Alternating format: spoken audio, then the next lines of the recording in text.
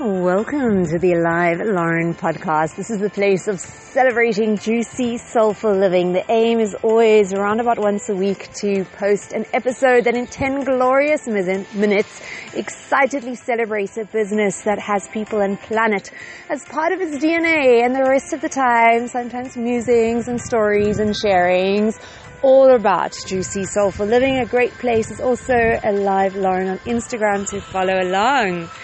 So today, oh God, it has been a hell of a hiatus, and I know this is going to be mentioned in also, I actually do have a podcast ready celebrating actually zero profit business, which is very interesting and exciting, but yeah, that you'll get to hear about separately. Today is actually celebrating getting up again. And just being gentle and compassionate with ourselves, and just celebrating, just getting up again, even from the small things where we fall.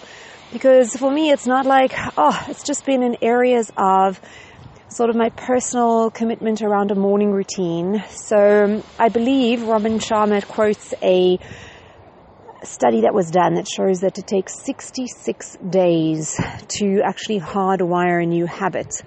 So I know that it's good for me to have some sort of morning routine, and I've sort of fluxed in and out of it, and sometimes sort of modeling on Robin Sharma's 5 a.m. club, where he does like 20 minutes for exercise, and then you get your heart rate up first thing when you wake up, and then there's 20 minutes on some sort of reflection and learning, like meditative or journaling, and then there's 20 minutes of learning.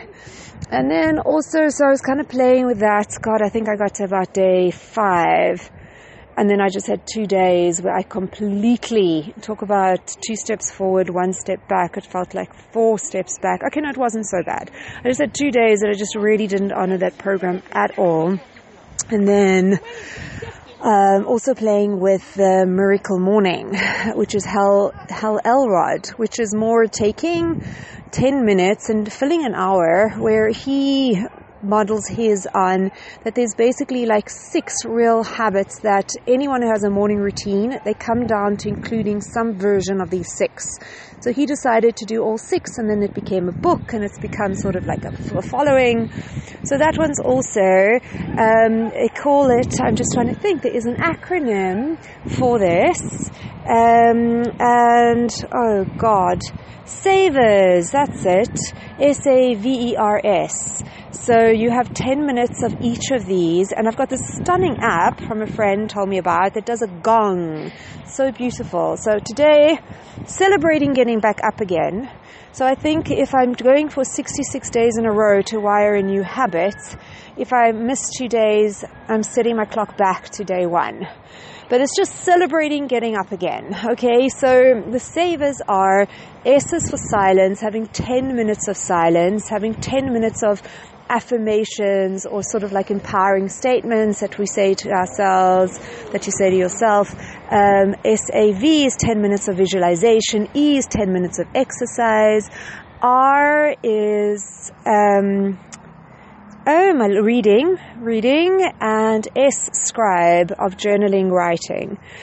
So yeah, we are day 1, and also wanted to share a beautiful story, because also so craving story. I love story. It like feeds me somewhere that just food doesn't. And along this vein, I love Rachel Naomi Remen, R-E-M-E-N. I just not quite sure on the pronunciation, but she always shares the most beautiful, beautiful stories from her life, from her patients' lives, and one that she shared from when she was a little girl, that again is just the celebrating, just getting back. Not that it directly is talking about getting back up, but there was a message I took was just the consistency, and it's okay, just the reminder that things take a sort of consistent effort, and there's a time in the beginning when it's easier and it's new, but then to just keep going, even when you don't see something. Because, okay, my backdrop to this is, I lost serious momentum with this podcast, and also with wanting to find my way to contribute in the conscious business space, whether I'm starting my own project or whether I'm finding an organization where I can contribute my talent, skills, and abilities to this cause. And just feeling like when I did my podcast that it was a way to kind of grow a momentum with connecting to people in that space and sharing and reaching out and networking. And it was just after starting, I swear, when I first started, I did one a day for 90 days, and then we went to one a couple of times a week, and then we went to one a week, and then now I've missed a few weeks. And it was just losing kind of faith and hope and kind of feeling quite despondent. And so this is the story that got me rewired and inspired. So when she was a little girl, she talks about the influence of her grandfather, and he was quite a mystical, Kabbalistic rabbi, and she says he was so wonderful in that he would want you to learn, if you wanted to, there was a concept or an idea, he would present it in a way that you would discover it yourself. And when you did, and you came to show him, his eyes would light up and he'd have such excitement as if he was hearing this for the very first time. It's also so beautiful because they were together until she was 7, and that's when he passed. But just some of the other stories, he really had a significant impact in those few primary years that they had together. And the story she says is that he came one day with this cup of dirt, of soil, and he said to her, so Rachel Naomi, he calls her Neshomala. That's very cute. I think it's a word for soul, little soul. And he said to her, Neshomala, I want you to look after this cup, and every day I'm going to show you how. You need to give a little bit of water and pour water into this cup, because if you do every day, something magical may just happen. And she didn't know what to make of this dirt, this cup of dirt, because she said her family, she lived in this apartment building in New York. It was way up, away from any soil or garden. She didn't grow up sort of playing in the dirt or anything like that. It was very novel. And she loved her grandfather so much, so she decided that she would do as her grandfather had asked. And she said the first few days were quite easy, but then nothing was happening, and it just became harder. And when her grandfather came to visit again, she tried to give the cup back.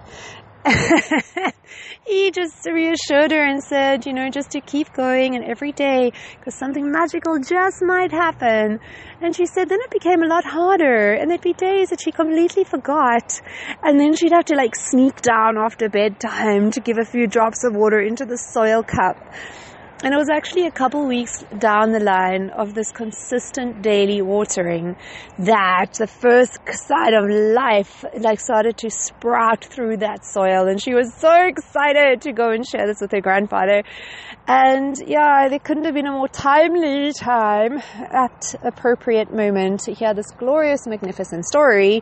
Because what I took from it was I lost consistency and faith, and I stopped watering, and it's just so crazy to just have that faithfulness and constantly water in however we can see in the moment, the actions to take, the inspired actions, and just to trust that everything in its right time is unfolding perfectly, and we can make our best decisions in the moments based on what we can see, but having faith that in the right time and moment, either those things will yield and there'll be some growth and there'll be some movement, or if there's not and we're supposed to go in a different direction, that will become apparent. But just to faithfully continue with that one step in front of another. So this is an episode on faithfulness, on consistency, on celebrating getting up again and again and again, even if it's those small things. And just those little by littles. It's so interesting to hold that space of faithfulness, of possibility, especially in the times of not seeing things. But it is, we live in this amazing, glorious world which so often just shows us that, with seasons and timings and things that take consistent watering and growth until they do something does happen. And I just love that also with your grandfather, just saying, something magical just might happen. Holding space with possibility, that magic. So on this glorious note, I'm going to leave and love you fine folks, and celebrating just being gentle with self and getting up again and consistently, faithfully, getting up again. Mwah.